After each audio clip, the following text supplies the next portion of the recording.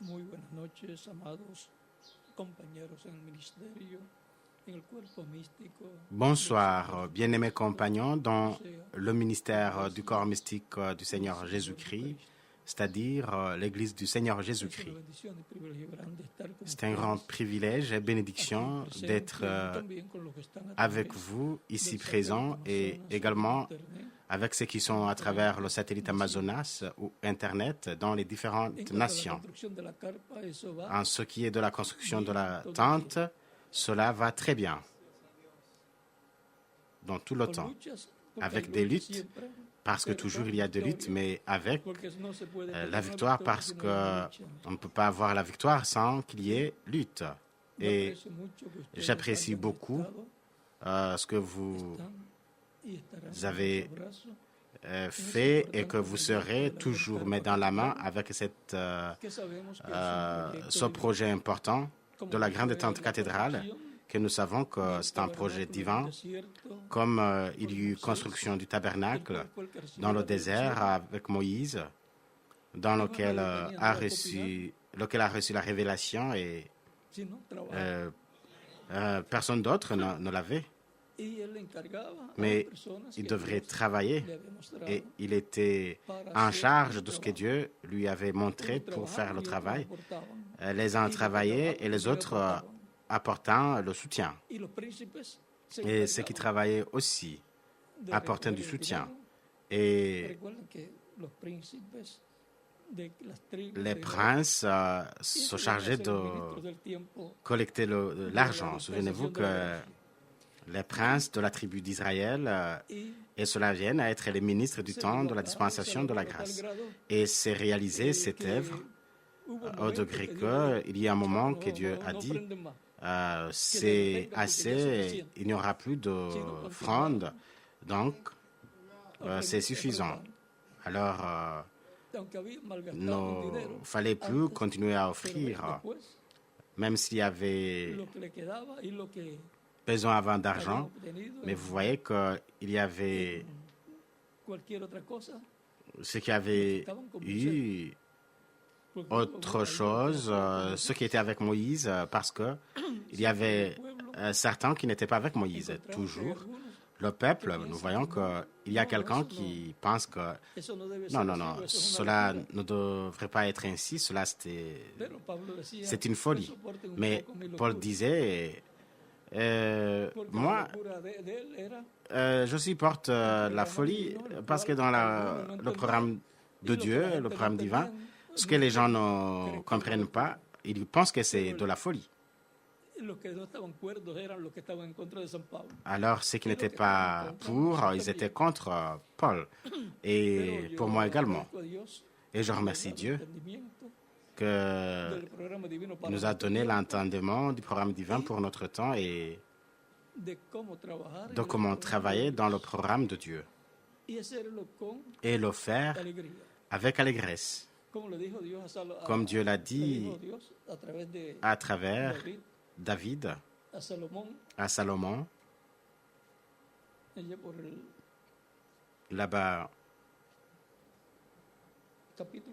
au chapitre 28,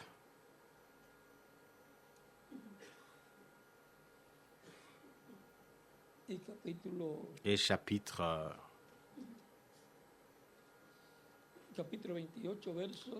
28, verset 9 et suivant, ou un peu avant, verset 4 et suivant. L'Éternel, le Dieu d'Israël, m'a choisi dans toute la maison de mon père pour que je fusse roi d'Israël à toujours. Car il a choisi Juda pour chef. Il a choisi la maison de mon père dans la maison de Juda et parmi les fils de mon père, c'est moi qu'il a voulu faire régner sur tout Israël. Et entre tous mes fils, car l'Éternel m'a donné beaucoup de fils, et il a choisi mon fils Salomon pour le faire asseoir sur le trône du royaume de l'Éternel sur Israël. Et il m'a dit, Salomon ton fils, il m'a dit, Salomon, ton fils, bâtira ma maison, mes parvis, car je l'ai choisi pour mon fils, et je serai pour lui un père.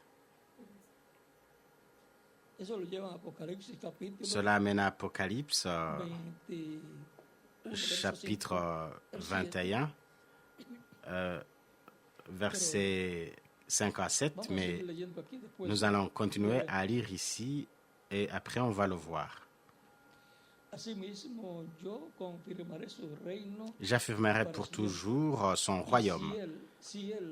S'il reste attaché comme aujourd'hui à la pratique de mes commandements et de mes ordonnances, maintenant aux yeux de tous Israël, de l'Assemblée de l'Éternel et en présence de notre Dieu qui vous attend, observez, prenez à cœur tous les commandements de l'Éternel, votre Dieu, afin que vous possédiez ce bon pays et que vous le saisissiez, vous le laissiez en héritage à vos fils après vous à perpétuité.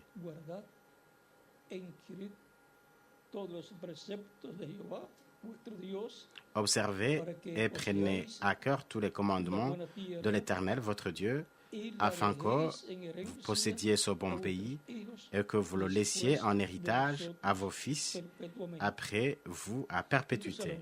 Et toi, Salomon, mon fils, connais le Dieu de ton père et sers-le d'un cœur dévoué et d'une âme bien disposée. Vous voyez, il faut qu'il y ait d'un cœur bien disposé pour servir à Dieu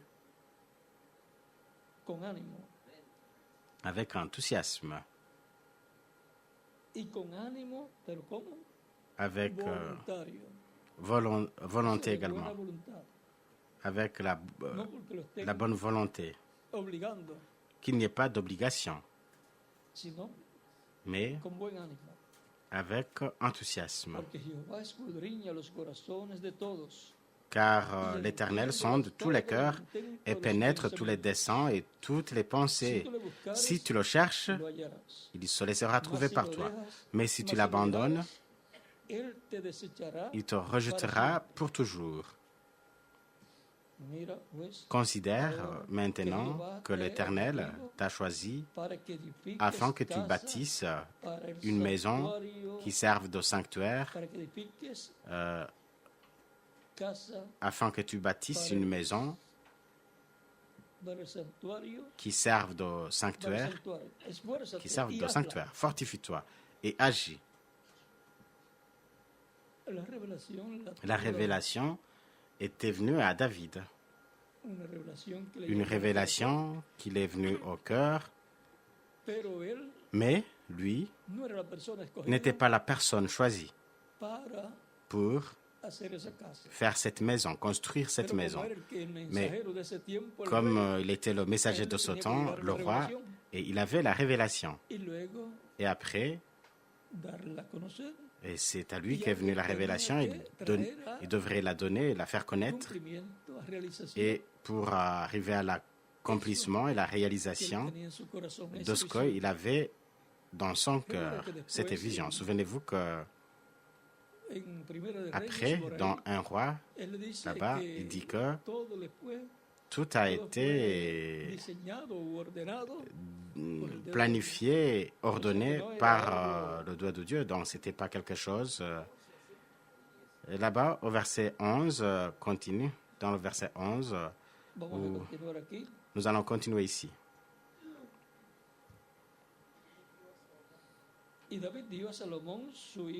David donna à Salomon, son fils, le modèle du portique et des bâtiments, des chambres du trésor, des chambres hautes, des chambres intérieures et de la chambre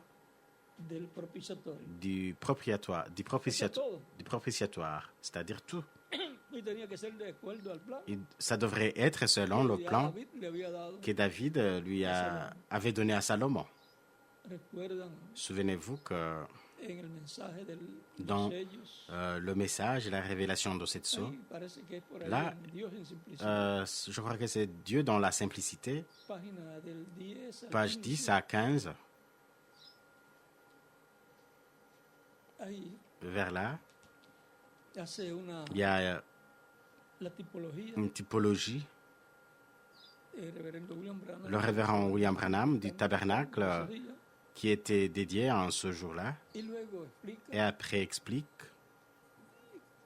que le fils de David va construire le véritable tabernacle. Pour cela, le tabernacle, qui est l'église du Seigneur Jésus-Christ, mais dans chaque église, et que l'église était type et figure de l'église également.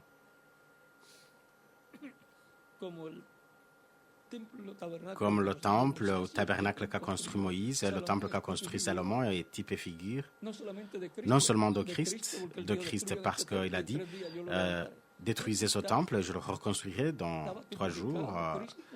Cela typifiait Christ dans le temple et par conséquent l'Église également. Pour cela, il a le parvis, le lieu saint et le lieu très saint, l'être humain, le tabernacle, le temple et aussi l'Église. Et maintenant, Salomon construisait conformément au plan qui lui avait été donné. Pourquoi nous, fils de David, nous ne construisons pas le temple? À eux, aux fils de Salomon, pourquoi il ne leur était pas donné de construire le temple? Ils n'avaient pas le plan. Ils pouvaient le voir, pouvaient savoir, ils pouvaient aussi... Mais c'était seulement appuyé. C'est à Salomon donc qui a été choisi par Dieu. Ici, on pourrait parler beaucoup, mais vous voyez comment Dieu a appelé Salomon. Je l'ai choisi pour fils et je serai son père. C'est Dieu qui a dit à David, et David a dit cela à Salomon, parce que fut Dieu qui lui a dit, il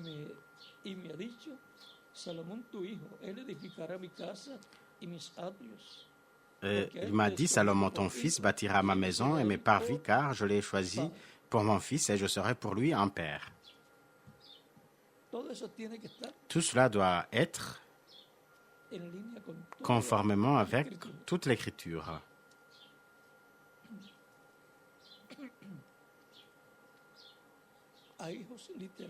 Il y a des fils littéraux qui viennent par union d'un homme et d'une femme, mais ce sont des fils temporaires. Ou temporaires parce qu'ils terminent leur temps sur la terre et meurent. Ils ne viennent pas avec la vie éternelle. Les fils qui viennent avec la vie éternelle sont les fils de l'union du second Adam et la seconde Ève, de Christ, son Église.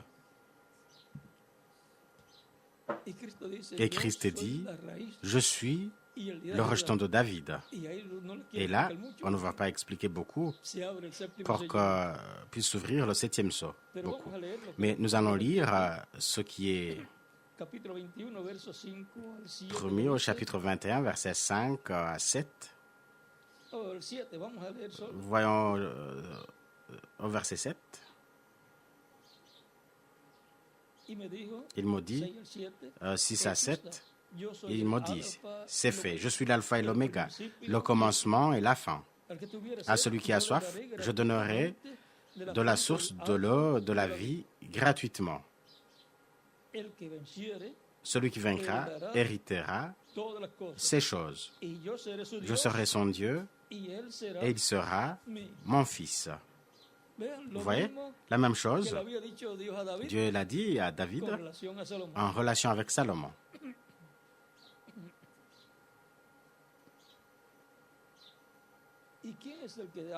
Et qui parle ici?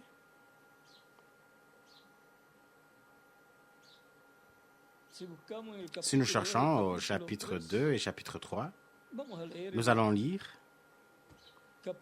le chapitre 2, verset 7, pour que nous sachions qui est-ce. Nous allons chercher un passage.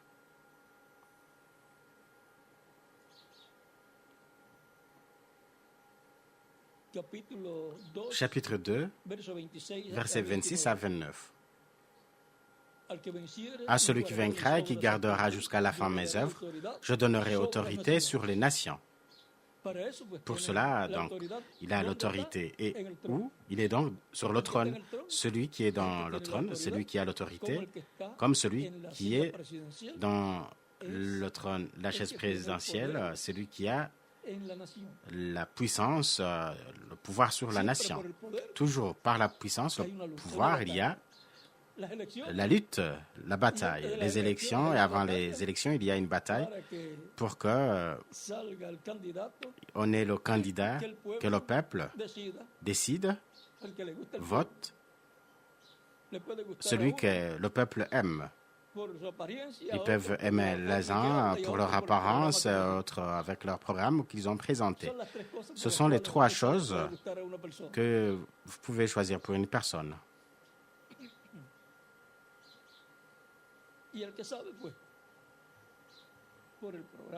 Avec le programme qu'il a au profit du peuple et la capacité qu'il a.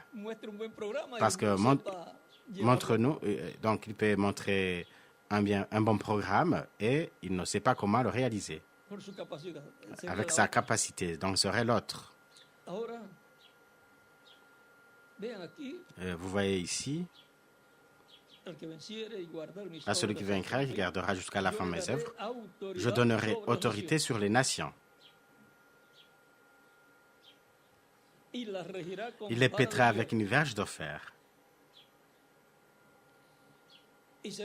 Comme on brise les vases d'argile, ainsi que moi-même, j'en ai reçu le pouvoir de mon Père. Vous voyez, la même autorité qu'il a reçue du Père, Jésus a reçu l'autorité, il est dit dans Matthieu chapitre 28, verset 16 à 20, il a dit, tout pouvoir, toute autorité, tout pouvoir m'a été donné dans le ciel et sur la terre.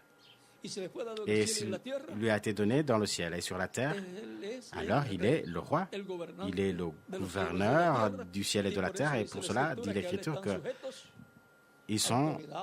à lui sont assujettis autorités et ils lui sont assujettis les autorités, les princes et tout.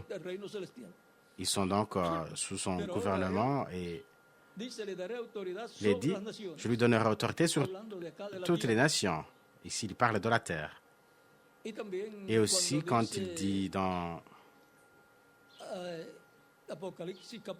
Apocalypse, chapitre 3, verset 20 à 22, 20, voici, je me tiens à la porte et je frappe. Si quelqu'un entend ma voix et ouvre la porte, j'entrerai chez lui, je souperai avec lui et lui avec moi.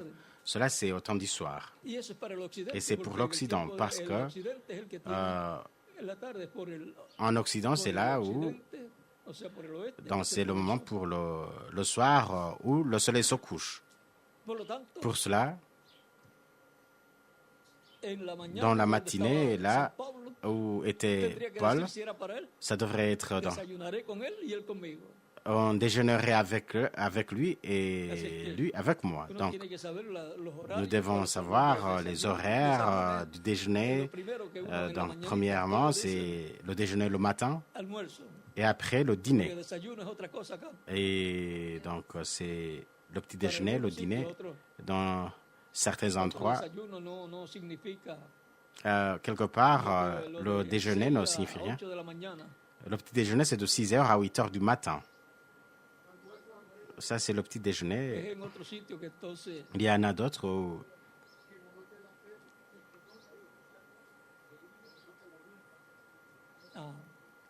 Ok, bien. Si quelqu'un donc doit savoir ce qui est dit du déjeuner, petit déjeuner, petit déjeuner le matin et le déjeuner à midi. Tout le monde connaît que le soir, déjà, le soleil se couche. Lorsque le soleil se couche. Et que signifie cela? Bien, conformément au calendrier grégorien, c'est toujours le même jour, mais dans le calendrier juif, nous sommes dans un autre jour. C'est le souper, donc la première nourriture qu'on prenne sur le nouveau jour. Et là commence donc le coucher du soleil. C'est la même chose pour certains horaires. Donc on suit la lumière. Donc le jour commence le soir conformément au calendrier juif.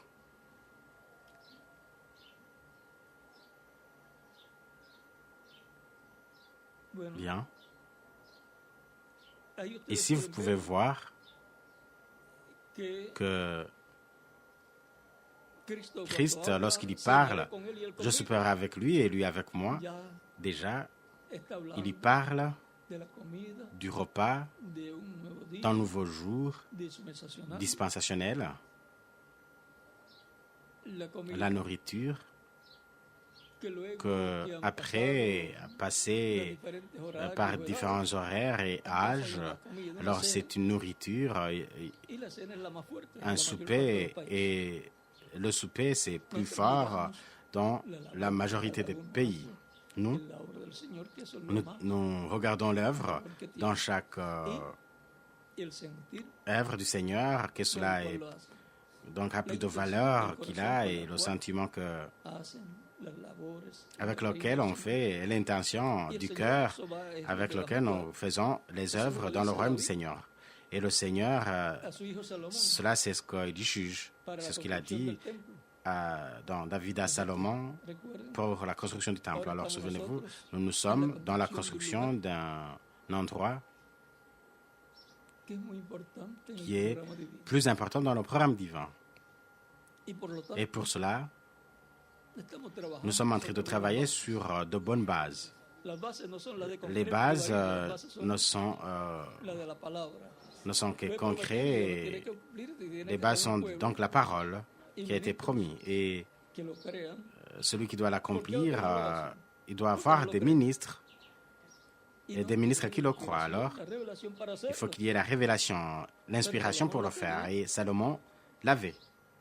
Souvenez-vous qu'un fils physique est important, et bien plus que spirituel. Donc le spirituel est meilleur. Et les messagers, tous les messagers, leurs enfants spirituels, c'est du corps mystique du Seigneur de leur âge. Le messager est le patriarche de son âge. C'est comme les 12 fils de Jacob ou d'Israël. Donc sont venus les 12 tribus. Et ils sont la tête de ces tribus. Alors ils ont un trône, chacun, 12 trônes, et pour eux, et pour cette cause, ils vont être dans le royaume de Dieu, dans des positions, mais très importantes. Des postes très importants. Maintenant, dans le corps mystique de Christ, nous trouvons la descendance céleste, qui est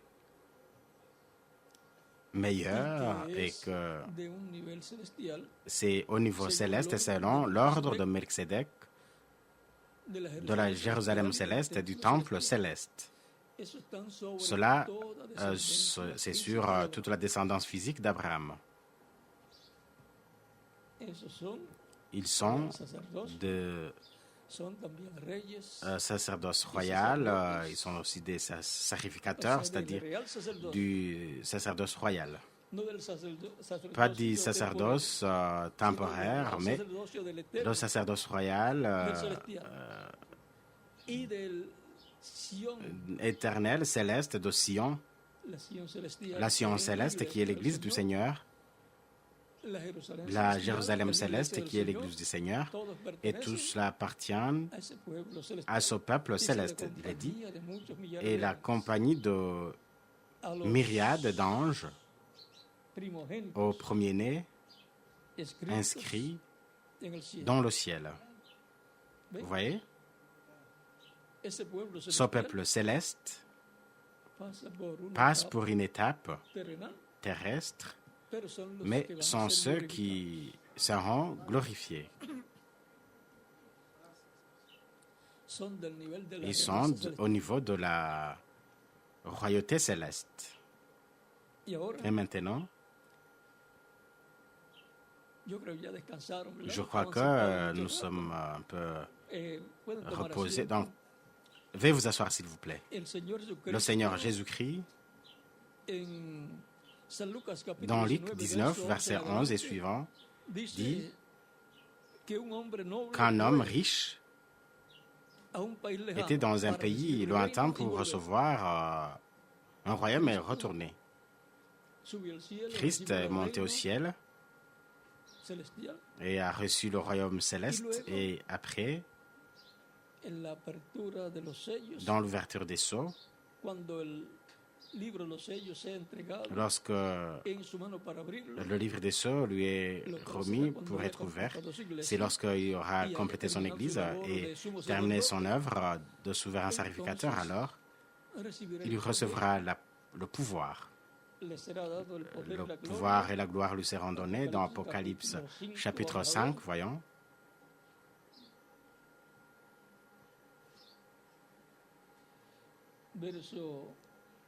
Verset 9 et suivant. Et il chantait un cantique nouveau en disant: Tu es digne de prendre le livre et d'en ouvrir les sceaux, car tu as été immolé et tu as racheté pour Dieu par ton sang des hommes de toute tribu, de toute langue, de tout peuple et de toute nation. Tu as fait d'eux un royaume et des sacrificateurs pour notre Dieu, et ils régneront sur la terre. Je regardais.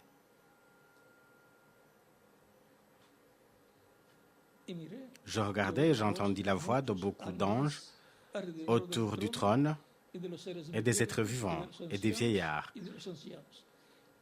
Et leur nombre était des myriades de myriades et de milliers de milliers. Même que la population sur la terre sont des millions de millions. Dans le ciel, c'est plus.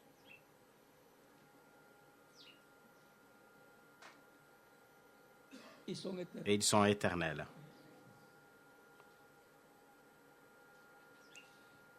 Il disait d'une voix forte: l'agneau qui a été immolé est digne de recevoir la puissance, la richesse, la sagesse, la force, l'honneur, la gloire et la louange. Il allait donc prendre le pouvoir. Et à toutes les créatures qui sont dans le ciel et sur la terre, sur la mer, et tout ce qui s'y trouve, je les entendis qui disaient: à celui qui est assis sur le trône et à l'agneau, soit la louange, l'honneur, la gloire et la force, au siècle des siècles.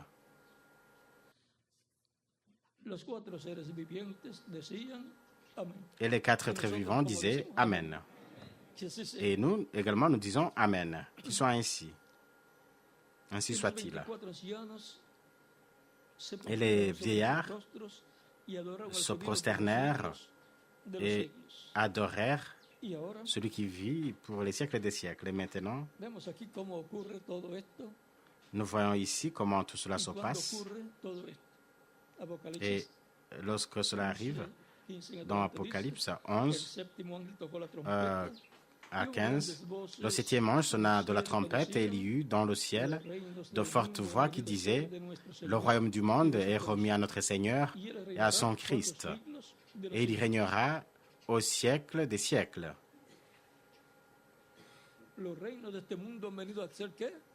Les royaumes de son monde deviennent de qui?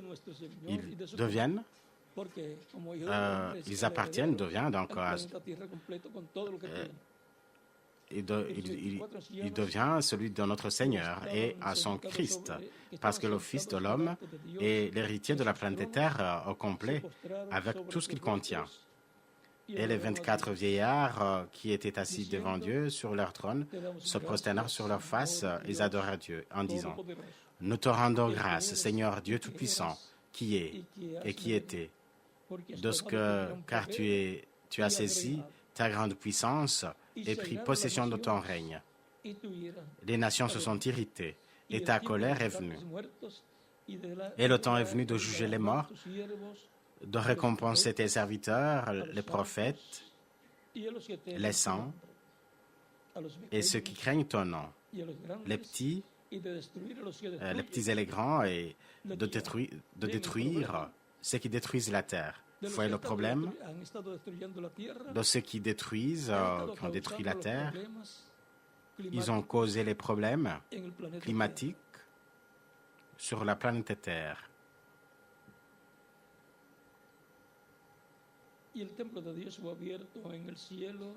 Et le temple de Dieu dans le ciel fut ouvert, et l'arche de son alliance apparut dans son temple. Et il y eut des éclairs, des voix, des tonnerres, un tremblement de terre et une forte grêle. Lorsqu'on nous parle de tonnerre, éclairs,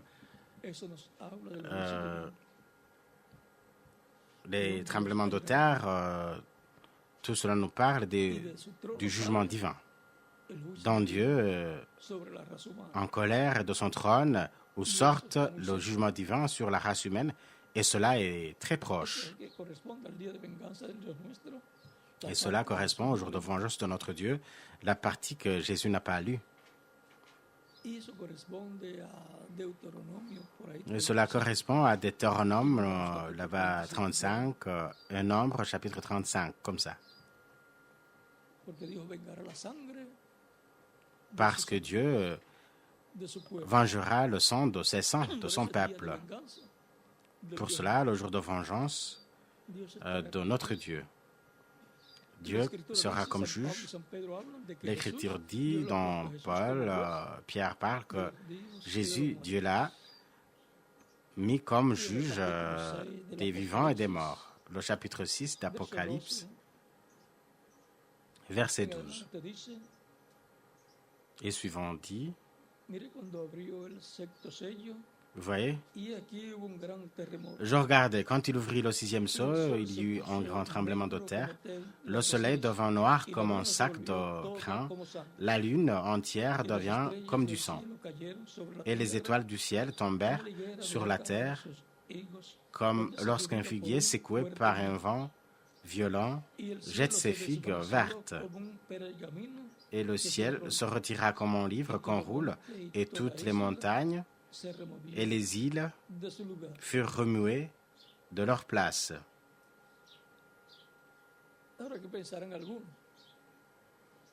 Maintenant, que penserait-il certains?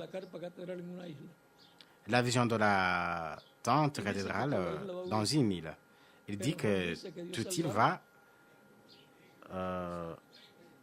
être remuée. Mais Dieu sauvera l'île de l'innocent. C'est Job qui le dit. Et si nous cherchons, il y a d'autres versions qui sont traduites dans d'autres façons. Et quelle année, Miguel, lorsque l'île de l'innocent, cela fut depuis l'année 74, lorsque je l'ai vu, les États-Unis, là-bas vers Tucson.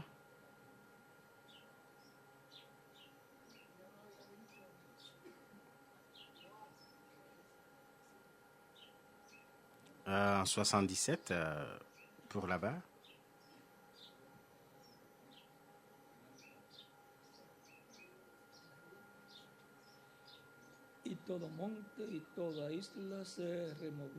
Et toute montagne et les îles furent remuées de leur place. Maintenant, souvenez-vous que Jésus a dit que pouvez dire à cette montagne, quitte-toi de là. Et là-bas, dans toute montagne, toute île, quelque chose va se passer.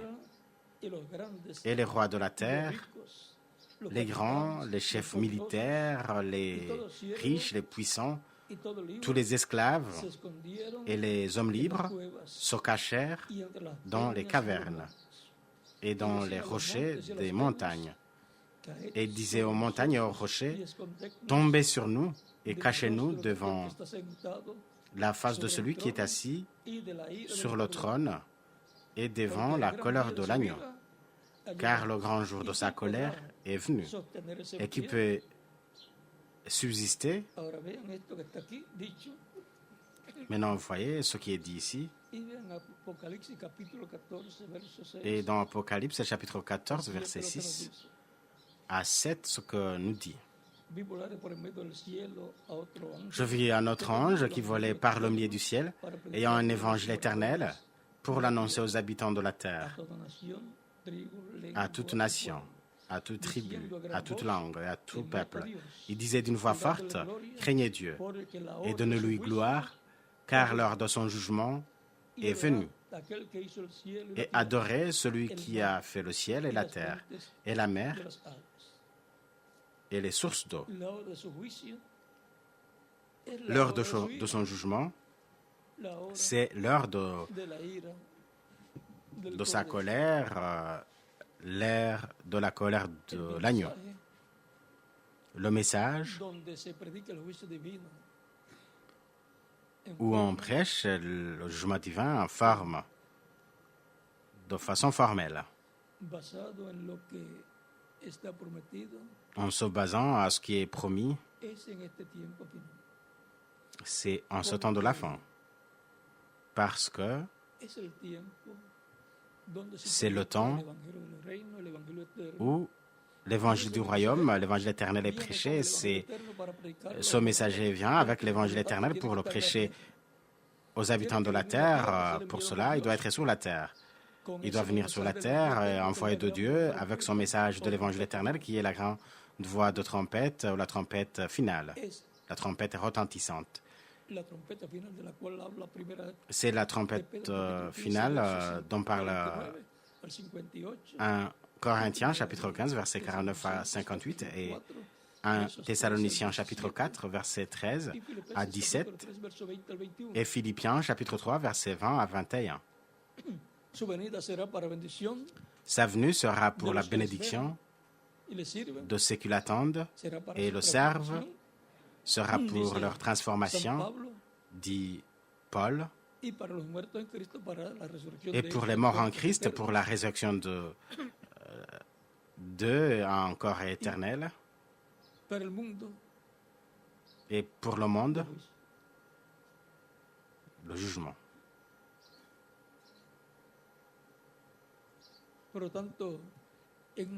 Pour cela, le message de l'évangile éternel, l'évangile du royaume, sera en train d'être prêché comme on a prêché aux âmes qui étaient en prison, comme Christ les a prêchés, et aussi au monde antédiluvien. Là, il y a eu mort, et ils étaient donc en esprit dans la 5e dimension, et le message de l'évangile éternel, c'était pour rendre témoignage de ce qu'il y a en jugement, et que l'heure du jugement est venue, ce que attendent ce monde.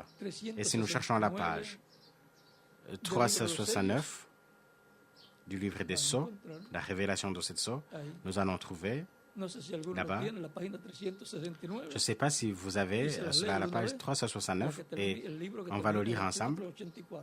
Avec mon livre, ça se termine à la page 484.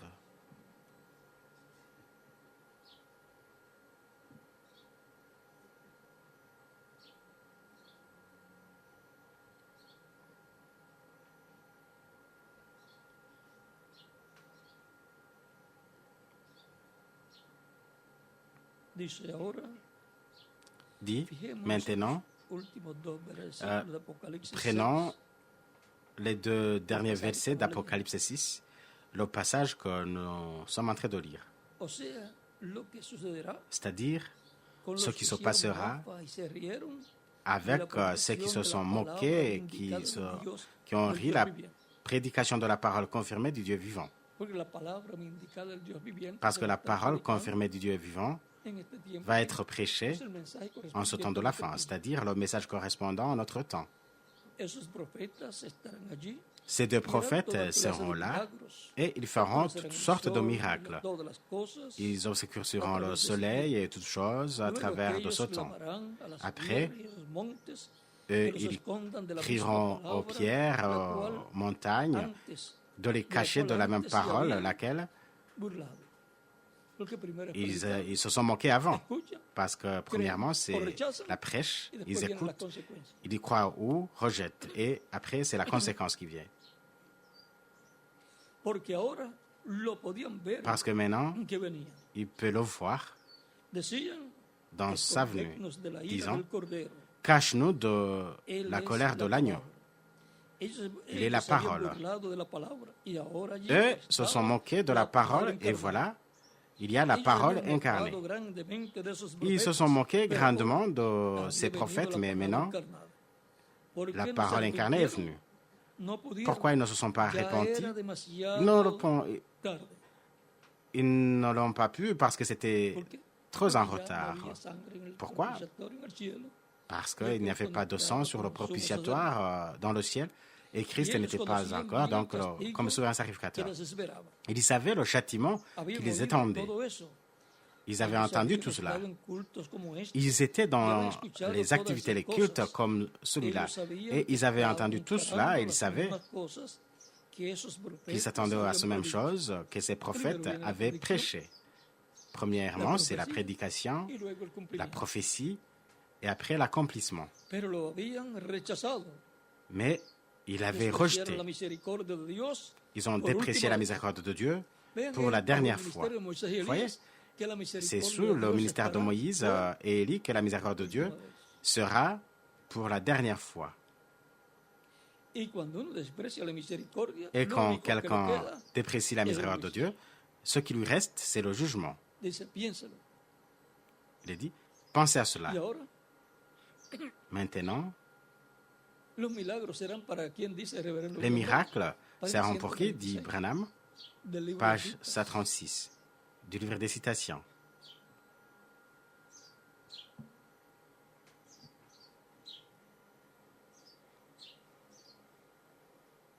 Il est dit que ce sera pour Moïse et Élie. On va voir ça ici. Merci Pierre. La question numéro 11. Donc, question et réponse sur la révélation de Setso, page 399, dit la question. Élie qui vient prêcher aux Juifs, c'est le vrai Élie qui était au temps d'Akab ou sera seulement l'esprit d'Élie dans un autre homme?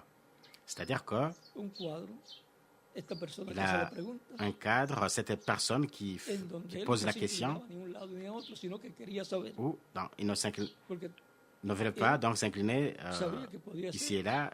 Il veut savoir que ce serait un homme du temps où s'accomplit cette prophétie. Après, vous voyez la réponse. Nous allons lire une partie ici. J'ai pensé que ce serait un homme de ce temps avec cet esprit. Donc, il pensait et croyait. Parce que quelqu'un croit comme il pense. Et il pense comme il croit. Parce que là-bas, lorsqu'Élie avait monté, Élisée a rencontré les fils des prophètes, ils ont dit, l'esprit d'Élie repose sur Élisée. C'est que Élisée a œuvré égal à Élie. Et il s'est basé sur la forme d'entendre que c'est un homme de ce temps. Et donc, cela est basé dans... Lorsque l'esprit d'Élie vient de nouveau, cela était en Élisée. Il a demandé une double portion. Et cette double portion d'Élisée typifie la double portion ministérielle de Moïse et Élie. C'est comme, souvenez-vous que Élie a reçu l'ordre d'oindre Hazaël pour roi de Syrie et à Jéhu pour le roi d'Israël et Élisée pour prophète à sa place. Élisée fut donc le dernier mentionné. Donc, c'est lui qui a rencontré Élie et après, il n'a pas oint Hazaël et non plus à Jéhu. Il s'est rencontré avec Hazaël. Cherchons-le.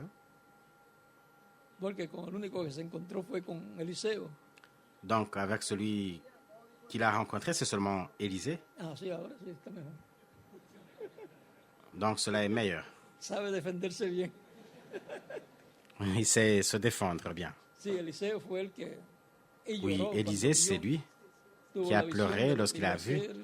Il a eu la vision de ce que va être Hazaël, qui allait détruire les Juifs. Donc, ils allaient en guerre et ouvrir la matrice. Et il a pleuré et il a dit, suis-je un chien ou une bête pour faire cela? Donc, Élisée, il a dit, tu vas le faire. Alors là-bas, il a dit qu'il va être roi. Tu vas le faire parce que tu seras le roi de la Syrie.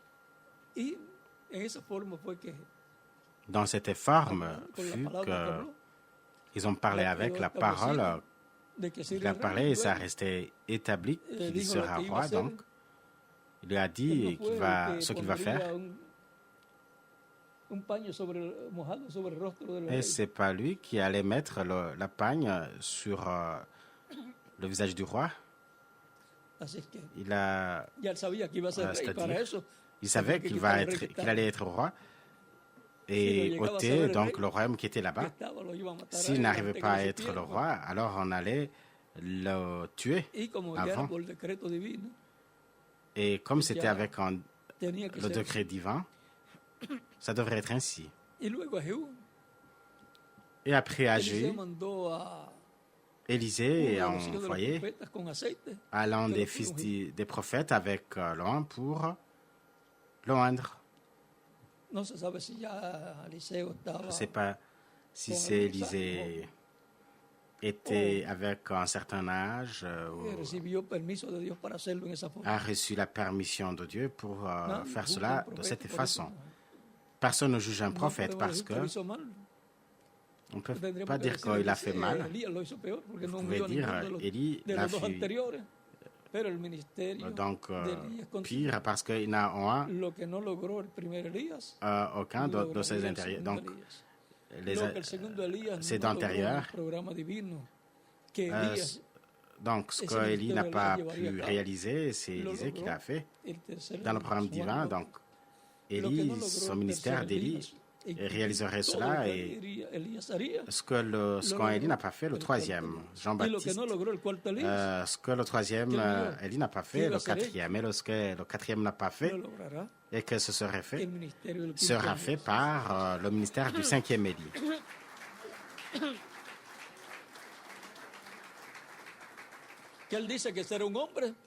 Et il est dit que ce sera un homme, c'est-à-dire, et toujours ça a été un homme pour accomplir cette prophétie.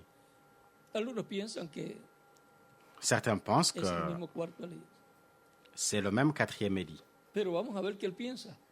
Mais voyons ce qu'il pensait. Page 408, question 17. Frère Branham, c'est le septième ange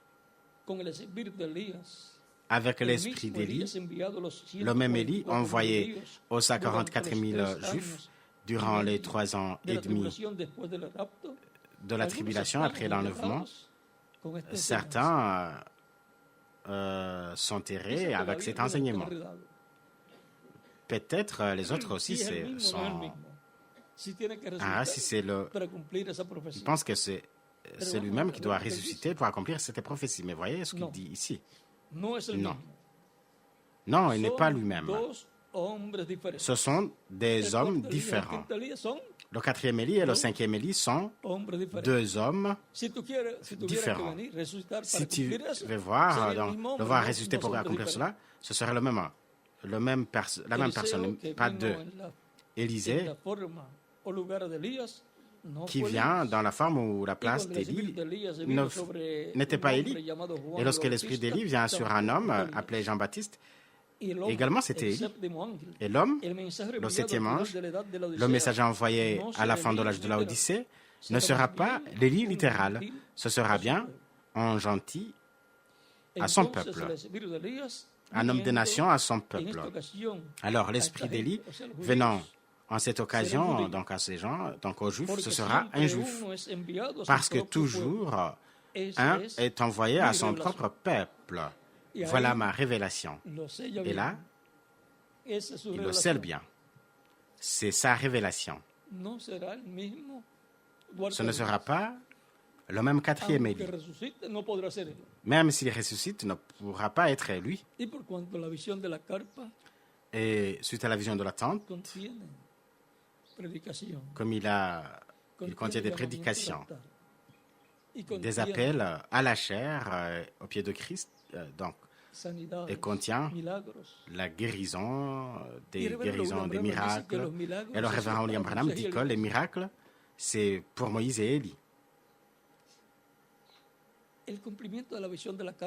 L'accomplissement de la vision de la tente sera par les ministères de Moïse et Élie. Nous ne pouvons pas expliquer plus clair que comme ça. Pourquoi aucun groupe ne pourra le faire? Parce que seulement un groupe qui sera à ces ministères va être avec eux.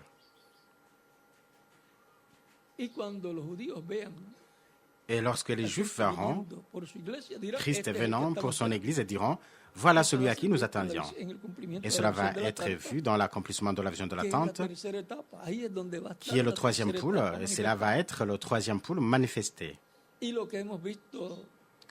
ce que nous avons vu, dit, ce que vous avez vu en partie,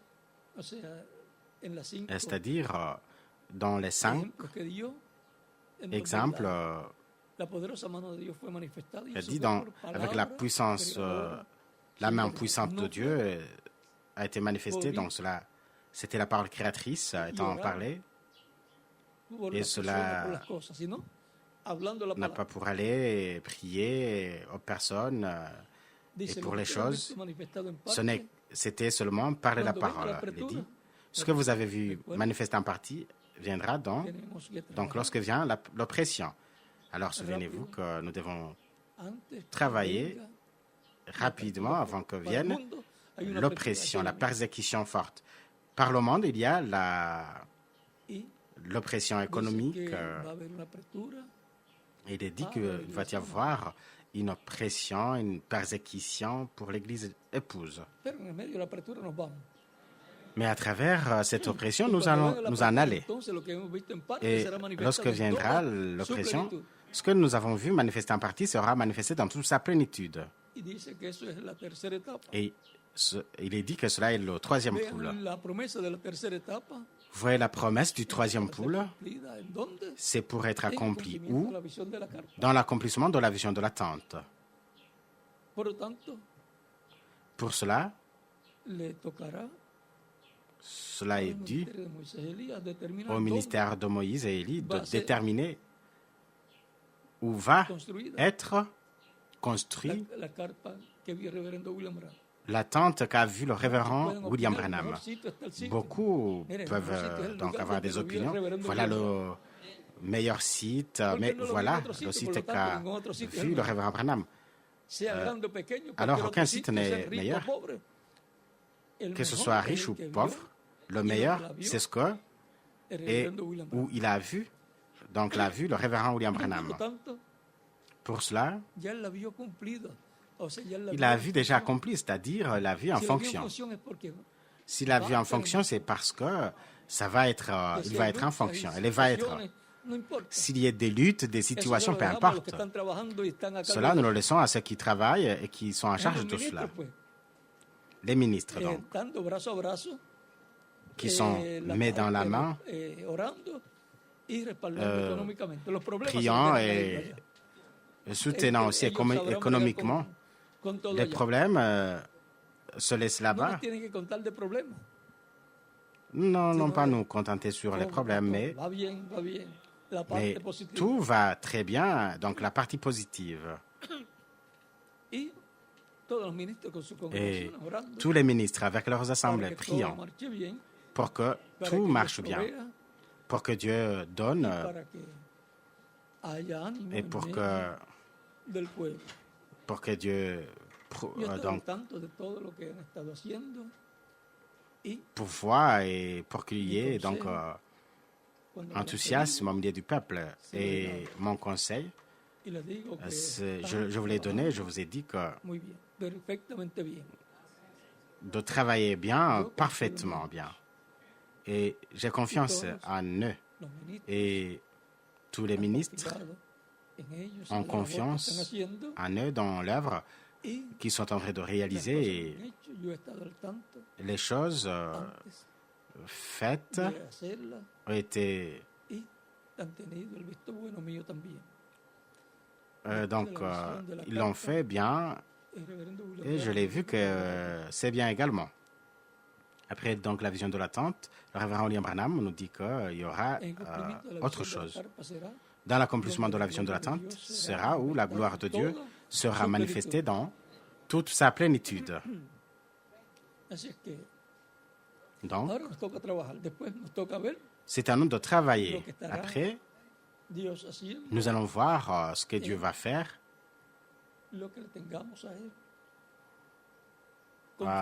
ce qui lui correspond conformément à ce qui a été montré. Ça ne peut pas être l'accomplissement donc, de la vision de l'attente au 7e âge parce que son temps a été révolu, mais non plus dans la brèche entre le 7e âge et l'âge de la pierre angulaire, parce que le temps du ministère du 4e Élie est terminé. Toujours, le messager d'un âge termine le ministère de ce messager, et s'il va avoir un ministère appelé par le même nom du messager antérieur, sera dans un autre homme.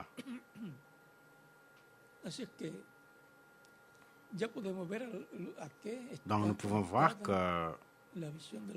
à quoi est connectée la vision de l'attente. Elle est connectée au ministère du dernier jour qui sera avec le 5e Élie.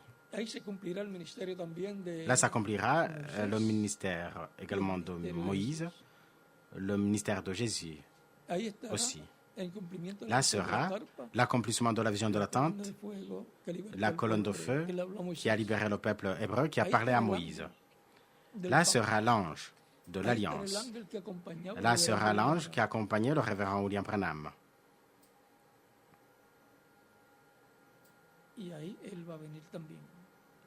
Et là, il va venir également.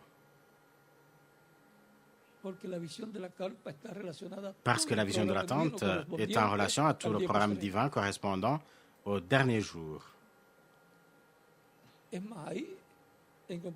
Et plus là, dans l'accomplissement, dans la vision de l'attente, il a vu.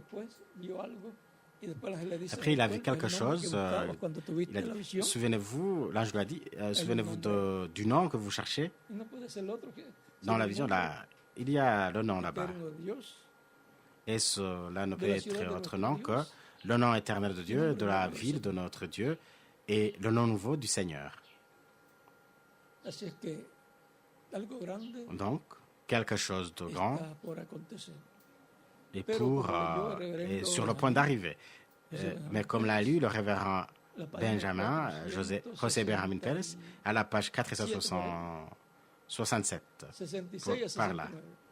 66 à 69. Dit, lorsque j'ai reçu la révélation, et souvenez-vous, la cause pour laquelle on n'explique pas beaucoup. Et il y a des fois, je crois que j'ai expliqué plus de ce que je devrais. Et pour cela, il peut y avoir des difficultés. L'ennemi essaierait de s'approcher au pas et donc troubler ou bien perturber l'œuvre. Et cela, donc accomplir, il peut y avoir des imitations. On dit, vous voyez, ce qu'il fait, c'est comme de la folie, parce que l'ennemi donc peut essayer d'aller donc de l'avant et pervertir ce que Dieu va faire. Et toujours, c'est la perversion qui vient toujours en avant. Et vous voyez ce qu'ont fait Théoda et Judas, qui sont venus avant Jésus. Donc,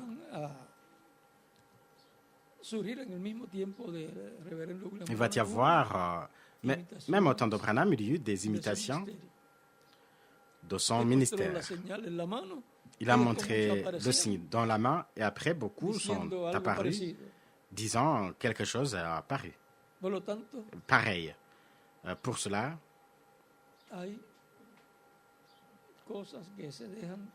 il y a des choses qu'on laisse tranquille, mais vous vous rendez compte et aussi, et vous laissez cela tranquille pour que l'œuvre puisse continuer à aller de l'avant. Et lorsque tout s'accomplit, alors tout le monde alors verra et saura qu'ils ont évité pour que l'ennemi imite ce travail qui est en train d'être réalisé. Pour cela, vous voyez que j'essaie de ne pas expliquer beaucoup. Il y en a que je laisse donc cela tranquille, même s'il y a des fois, il y a donc des gens, des personnes qui ne comprennent ou ne concordent pas avec les choses, mais non plus j'essaie de lutter avec cela pour qu'il n'y ait pas de discussion ou inimitié. Mais à la fin, nous verrons l'accomplissement de tout. Et ceux qui ont appuyé bras à bras, mais dans la main, tout le programme de Dieu, Dieu les récompensera. Ceux qui ont été des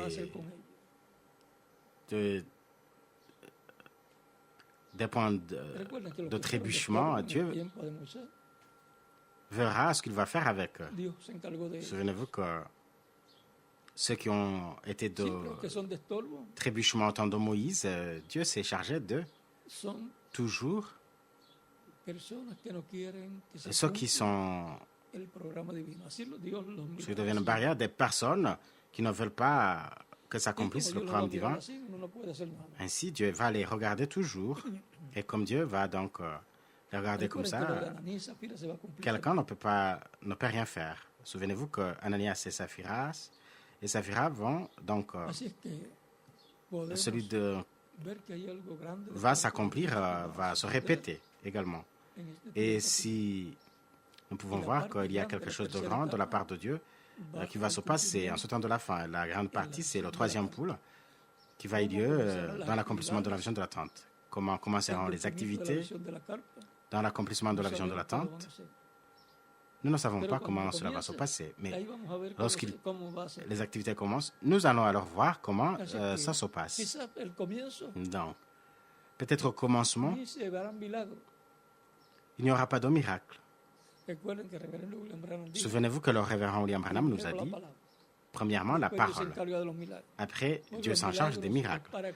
Alors, les miracles, c'est pour confirmer, c'est un témoignage de que cette parole est correcte. Pour cela, Le plus important, c'est la parole qui sera en train d'être parlée dans l'accomplissement de la vision de l'attente. Bien. Souvenez-vous que tout cela est le programme de l'homme riche qui s'est en allé dans un endroit lointain, un pays lointain, pour recevoir le royaume et retourner. Et c'est Christ, le plus excellent des êtres humains, des personnes, des hommes qui ont existé sur cette planète Terre, et le plus grand, et son nom est le plus grand des êtres humains qui sont venus, qui ont vécu sur la Terre. Plus grand, Paul nous dit que toute famille dans le ciel prend son nom et qu'il est au-dessus de tous les princes, domination, tout. Le roi des rois, donc, qui est assis sur le trône céleste. Et pour cela, donc, c'est à lui le royaume, c'est lui qui gouverne. Certaines personnes peuvent penser, et si Dieu alors ne fait rien, c'est Dieu en lui, Dieu à travers lui, c'est lui qui fait l'œuvre. Souvenez-vous que Christ a dit, le Père est plus grand que moi. Il a dit, les œuvres que je fais dans le nom de mon Père, je les fais dans le nom de mon Père. Et le Père qui demeure en moi, c'est lui qui fait les œuvres. Et tout cela continue depuis le trône céleste. Donc, nous pouvons voir que l'homme riche, qui est Christ,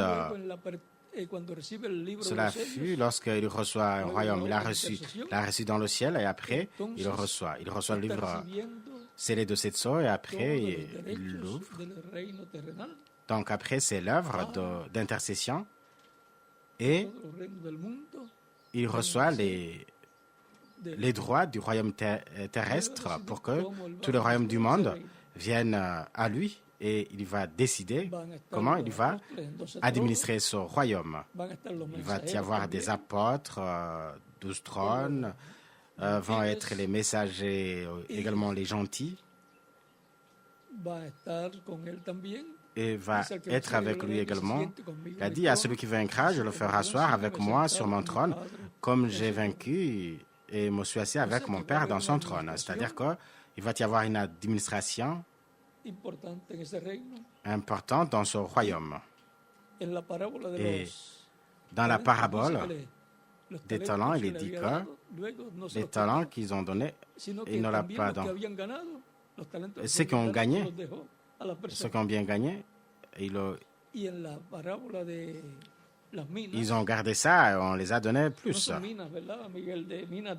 La parabole des mines, donc, ce ne sont pas des mines de minerais, mais de la monnaie, de l'argent. Celui qui a reçu, quelqu'un avait reçu, les uns l'ont multiplié, 5, non? Un a gagné 10, l'autre 5.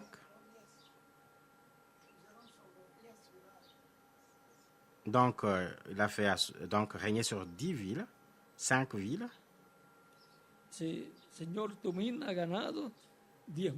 Seigneur, avec ce que tu m'as donné, j'ai gagné 10. C'est bien. Bon serviteur, parce que tu as été fidèle en peu de choses, reçois le gouvernement de 10 villes. Vous voyez? Une petite somme d'argent. Donc, cela est très simple. Et cette parabole montre quelque chose de grand. C'est-à-dire, il faut travailler. Ils ont travaillé et ils viennent à être quoi? Celui qui a 10 villes, c'est lui qui devient un gouverneur parce qu'il y a un qui a un seulement, rien de plus. C'est-à-dire l'équivalent, position équivalent à ce que nous connaissons ici. C'est-à-dire, nous pouvons voir qu'il y a des présents et il a donné dans du travail à ces gens pour voir ce qui sera victorieux. Et les gouverneurs également doivent travailler et travailler avec lui. Et il a promis des places, des positions. Tu vas faire ça et ça avant ou après, parce qu'il choisit de ceux qui luttent avec lui. Et ainsi, le président, il choisit ce qui lui convient pour travailler dans son gouvernement. Et ainsi, Christ va être avec les ministres à travers toutes ces étapes et les messagers qui sont la tête de tout le corps ministériel de chaque âge et également de tous les groupes croyants de chaque âge. Parce que le message est donné au messager, le messager le prêche et s'unissent avec lui. Les gens, et il devient leur leader, il travaille avec ce message et Dieu appelle les élus de cet âge. Et par conséquent, donc il est le patriarche de cet âge et le messager de cet âge et son groupe. Pour cela, le révérend Branham lorsqu'il était au paradis, il n'a pas vu le groupe de Wesley, ni de Luther, ni de Paul. Il a vu son groupe. Voyons donc, nous allons penser. Là, dans la 6e dimension, se trouve le pays de Paul, le pays d'Irénée, de Martin, de Colombo, de Luther, de Wesley. Si ici sur la terre, il y a tant de pays, dans la 6e dimension, cela, il n'y a pas de limite. Il y a plus de place. Donc, si nous donnons visite, on demande où à quel territoire aller. J'aimerais faire un voyage dans tous les pays de différents messagers. Nous pouvons donc le faire. Souvenez-vous que le révérend William Branham, ceux qui étaient là-bas, vous voyez, là, il n'y a pas de limite de connaissance. Eux connaissaient qu'il y allait y avoir des jours, donc plus tard. Ils voulaient voir Jésus et ils lui ont dit, non, pas maintenant, il est en haut, c'est-à-dire dans la 7e dimension. Mais il va venir ici. Et quand il vient, il va te juger. Et combien donc de voir Jésus maintenant donc qu'il était inquiet, et il va te juger. Et si tu t'en sortes bien, alors nous serons avec toi sur la terre. Et il lui dit, et donc ils l'ont animé, l'ont encouragé, ils ont dit, nous savons que ça va être comme ça. Donc il y a un programme et ils connaissent déjà le programme. Et ainsi va être pour les différents messagers de chaque âge. Pour la résurrection. Donc, nous allons laisser cela un peu, nous qui sommes ici. Parce que il va y avoir une étape très importante. Pour cela, nous allons continuer à travailler dans l'œuvre du Seigneur, sachant que l'homme riche, noble, est Jésus-Christ. Cela fut dans le ciel. Il fut dans le ciel pour recevoir un royaume, comme l'a dit le Conseil des Sanhédrins. Il a dit au Conseil des Sanhédrins, vous verrez le Fils de l'homme assis à la droite de la puissance de Dieu et venant sur les nuées du ciel. Et il s'est assis dans le trône céleste et il reste maintenant le trône terrestre. Et il doit avoir ses droits, même si ça lui appartient, donc avoir le droit de recevoir le titre de propriété et l'ouvrir dans le ciel et faire son œuvre de réclamation. Et après, comment il va établir son royaume sur la terre, ça, nous allons laisser ça de côté. Mais pour lui, ça va être simple parce que il a le pouvoir pour le faire. Bien. Souvenez-vous qu'il vient avec une armée. en caballos blancos. sur des chevaux blancs. Apocalipsis 19. Apocalypse 19. Vamos a Nous allons darle gracias a Cristo, rendre grâce à el hombre Christ, noble, l'homme riche, l'homme noble. Pourquoi l'homme noble? Il est le del prince cielo, du ciel, del reino celestial. du royaume céleste. Es el heredero C'est l'héritier al reino celestial. au royaume Porque céleste. el hijo es el heredero. Parce que le Fils est l'héritier du royaume Porque el Hijo de céleste. Dios. Jésus-Christ, le Fils de Dieu. Y como hijo de David, Et comme fils de David, es el heredero al il trono est de David. Por eso l'héritier tenía que au trône de nacer a David. través Pour cela, il devrait naître à de la travers descendencia. la descendance de David. La Virgen María era descendiente del rey David. La Vierge por Marie la línea était de la Natán. descendante du roi Y José era David descendiente del rey David por pour la la línea de ligne Salomón. de Nathan et José. Y como José Joseph adoptó était descendant du a roi Jesús David como hijo suyo, pour la lignée entonces de todos Salomon. los derechos Et comme Joseph de José, a adopté que es un Jésus príncipe comme también, fils, son fils, y alors María, una princesa, le droit de Joseph, descendiente qui est del le rey prince David, también, et Marie, ellos, une princesse descendante obtiene du roi todos David. esos Alors, vous derechos. voyez, Por eso él dice, il yo obtient, soy la raíz il obtient donc y tous el ses droits. linaje de David. La estrella, Il a dit, je suis la le rejeton et la siguiente de la lignée de David, l'étoile brillante du raíz matin. y linaje de Le David. rejeton et Recuerden que la la lignée de raíz y David. linaje de Souvenez-vous David que es le rejeton est la postérité de quien David. hereda el trono. C'est celui qui hérite. Vamos a dar ese séptimo Le trône. sello quietecito ahí, Nous allons laisser ce septième sceau de côté, porque cuando se abra parce que lorsque ça al s'ouvre público au public, viene un enfrentamiento, il y a une confrontation, una batalla une bataille espiritual o religiosa. spirituelle ou religieuse. Siempre que se abre un sello, Toujours que lorsque s'ouvre un sceau, cela donc cuando arrive. suena una trompeta, eso es Lorsqu'une trompette sonne, cela, un disturbio político, c'est un, una guerra.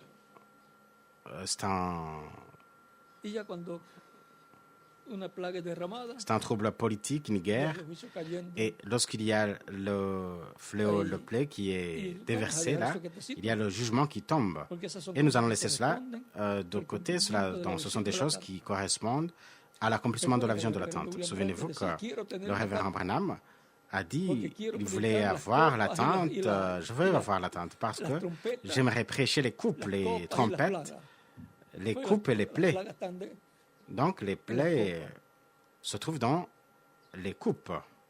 Eso es un paralelo Et cela est un de parallélisme las 7 edades y los 7 de sellos. cet âge de l'Église et les 7 sceaux, la révélation de 7 sceaux. Lo que él hizo hablando de las 7 edades y hablando de los 7 Les sellos, 7 âges, les 7 sceaux, dans son va a parallèle, suceder en el cumplimiento. donc ils ouvrent ce qui va se passer dans la vision de l'attente, ce qui va se El misterio réaliser. Elías es el que le tocó eso. Là, il y a le ministère Y le va a d'Angélie tocar el séptimo sello qui va también. parler, et il va aussi toucher le 7e sceau. Elías en su cuarta manifestación. y Élie, dans Elías sa 4e en su manifestation, quinta Élie, manifestación dans sa continúa 5e manifestation, la continue labor. l'œuvre. Bueno, Dieu, bien.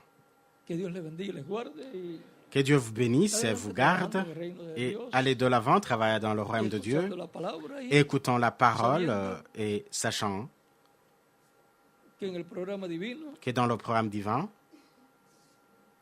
Dios, por Dieu, su gracia, par nos sa ha grâce, colocado nous a para placés trabajar. pour travailler.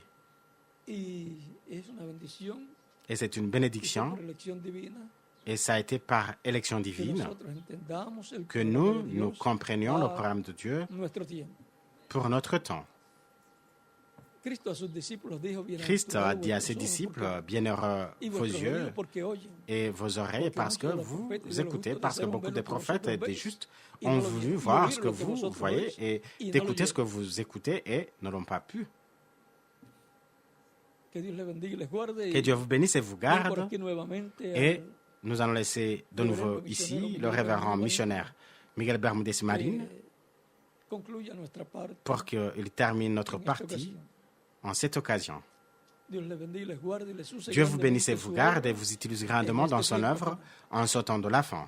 y que ya lo más pronto Et posible que déjà, le plus tôt possible, tengamos nous ayons ce projet de la grande et tente cathédrale debout.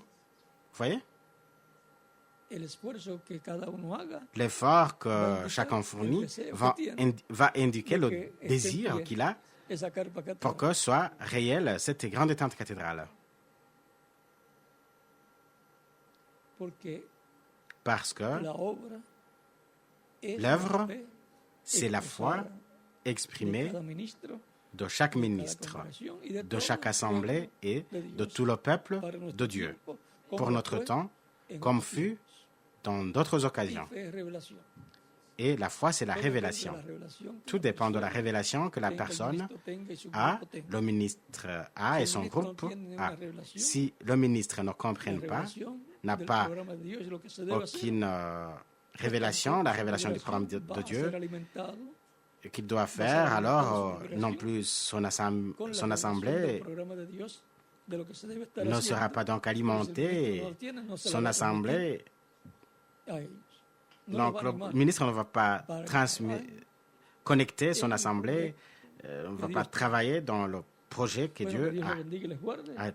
Que Dieu vous bénisse et vous garde et vous utilise grandement dans son œuvre en ce temps de la fin. Souvenez-vous que le projet divin dans lequel Dieu couronnera son programme avec son Église va donc se terminer, conclu dans une grande tente cathédrale. Que Dieu vous bénisse et vous récompense tous qui sont en train de travailler dans le projet de Dieu correspondant à ce temps de la fin. C'est le projet qui aura de la prééminence pour les ministres, leurs assemblées. Dieu vous bénisse et vous garde et continuez de passer une soirée remplie des bénédictions de Christ, notre Sauveur.